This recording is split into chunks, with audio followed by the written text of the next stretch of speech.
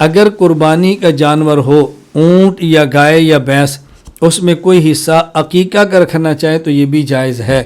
علامہ علاء الدین ابو بکر بن مسعود احمد القاسانی رحمہ اللہ فات 587 ہجری بدائع الصنائع میں فرماتے ہیں بکذالک ان اراد بعضهم العقیقہ ام ولد ولد له من قبل، اس کے اندر عقیقہ حصہ رکھنا چاہے تو بھی جائز ہے۔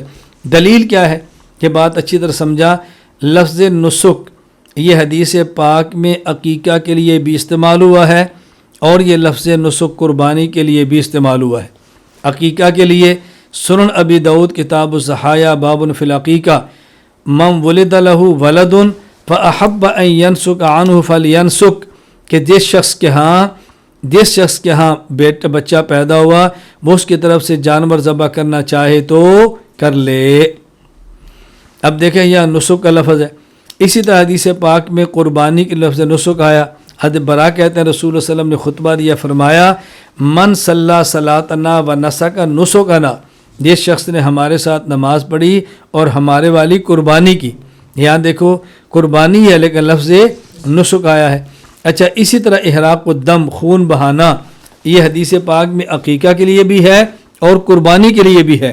عقیقہ کے لیے صحیح بخاری حدیث نمبر 5471 سلمان بن عامر الضبی رضی اللہ عنہ فرماتے ہیں میں نے سنا رسول اللہ صلی اللہ علیہ وسلم کو فرماتے ہوئے مال غلام عقیقۃ فاحریقوا عنہ دما وامیتوا عنہ الاذی، یہاں دیکھو اللہ کے نبی نے احریقوا فرمایا خون بہاؤ، اسی طرح آپ نے قربانی کے لیے فرمایا۔ عائشہ فرماتی ہیں رسول اللہ صلی اللہ علیہ وسلم نے فرمایا ما عمل آدمی من عمل یوم النحر احب الی اللہ من احراق الدم، یہ حدیث سنن ترمذی باب ما جاء فی فضل الاضحیہ کے اندر موجود ہے۔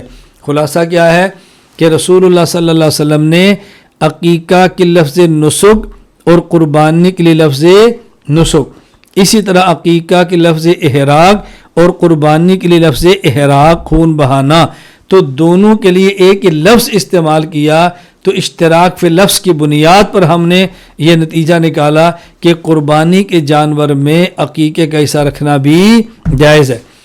شیخ ابو محمد عبداللہ بن احمد بن محمد ابن قدامہ حنبلی وفات 620 ہجری المغنی شرح الکبیر میں لکھتے ہیں، ابن قدامہ رحمہ اللہ بہت بڑے فقیہ ہیں فقہ حنبلی کے، وہ فرماتے ہیں بل اشبہ قیاس علی الاضحیہ، زیادہ بہتر ہے اس کو قربانی پر قیاس کر لیا جائے۔ کیا مطلب؟ لأنہا نسیکۃ مشروعۃ غیر واجبۃ، یہ عقیقہ بھی ایک جائز اور مشروع قربانی ہے۔ فشبہت الاضحیہ، اس میں بھی جانور ذبح کرتے ہیں لیکن قربانی کے مشابہ ہے، یعنی جس طرح قربانی میں جانور ذبح ہوتا ہے عقیقہ میں بھی جانور ذبح ہوتا ہے۔ وَلِأَنَّهَا أَشْبَهَتْهَا فِي صِفَاتِهَا وَسَنِّهَا وَقَدْرِهَا وَشُرُوطِهَا فَأَشْبَهَتْهَا فِي مَصْرَفِهَا، فرمایا اسی طرح قربانی کے مشابہ کیوں؟ صفات میں، جو قربانی کے جانور کی صفت ہے وہی اس کی ہے، جو عیب وہاں ہو قربانی نہیں، وہ عیب یہاں ہو تو عقیقہ نہیں۔ صفات میں بھی ایک جیسے ہے، عمر کا بھی خیال ہے، شرائط کا بھی خیال ہے، اس لیے فرماتے ہیں کہ اس کے مشابہ ہے۔ خلاصہ یہ ہے کہ ابن قدامہ فرماتے ہیں ہم قیاس کرتے ہیں عقیقہ کو قربانی کے اوپر، تو قربانی والے جانور کے عقیقہ حصہ رکھنا بھی جائز ہے۔ زیادہ ذرا اشکال ہی ہو سکتا ہے کہ ابن قدامہ نے قیاس تو کیا ہے لیکن قربانی واجب ہے اور عقیقہ مستحب ہے، تو قیاس کیسے ہوا؟ ہم نے کہا قیاس وجوب میں نہیں بلکہ قیاس اس بات میں ہے کہ جو اوصاف قربانی کے ہیں وہی اوصاف عقیقے کے ہیں، لیکن قربانی والا مسئلہ واضح تھا اور عقیقے والا واضح نہیں تھا، تو غیر واضح کو واضح پر قیاس کیا ہے۔ یہ ماننے کہ واجب ہونا، وہ اگر واجب ہے تو یہ بھی واجب ہوگا۔ یہ ایسے ہی ہے جیسے ایک نماز فرض ہے اور ایک نماز نفل ہے، تو ہم کہتے ہیں بھی جو شرائط ظہر کی نماز کی ہے وہی شرائط نفل کی ہے، وہاں بھی پاک ہونا ہے، یہاں بھی پاک ہونا ہے، وہاں بھی قبلہ ہو، یہاں بھی قبلہ ہو، وہاں بھی قرات ہو، جس طرح ہم فرائض کی بات کرتے ہیں، تو مقصد صرف بتانا یہ ہے کہ یہاں نفل کو جو فرض پر قیاس کیا جا رہا ہے وہ فرائض میں، وہاں قیام پر یہاں بھی قیام ہے، ہاں وہ چونکہ نفل ہے اور یہاں فرض ہے، جتنی گنجائش نکلتی ہے اتنی گنجائش ہم نکال لیتے ہیں اور جتنی نہیں نکلتی اتنی نہیں نکالتے۔ فائدہ نمبر 3، عقیقہ میں گائے اور اونٹ دینا بھی جائز ہے، اگرچہ بہتر بکری ہے۔ انس بن مالک رضی اللہ تعالیٰ سے ہے، فرمایا رسول اللہ صلی اللہ علیہ وسلم نے من ولد لہ غلام فلیعق عنہ من الابل اب البقر اب الغنم، المعجم الصغیر میں روایت موجود ہے الطبرانی میں، کہ رسول اللہ صلی اللہ علیہ وسلم فرمایا کہ جس کے یہاں بچہ پیدا ہو وہ چاہے تو اس کی طرف سے اونٹ ذبح کرے، چاہے گائے ذبح کرے، چاہے بکری۔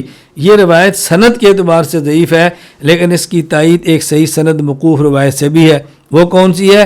ان انس بن مالک کان یعق عن بنیہ الجزور، انس بن مالک رضی اللہ عنہ کا اپنا عمل یہ تھا کہ وہ بچوں کی طرف سے عقیقے میں بڑا جانور ذبح کرتے تھے، تو جائز ہے۔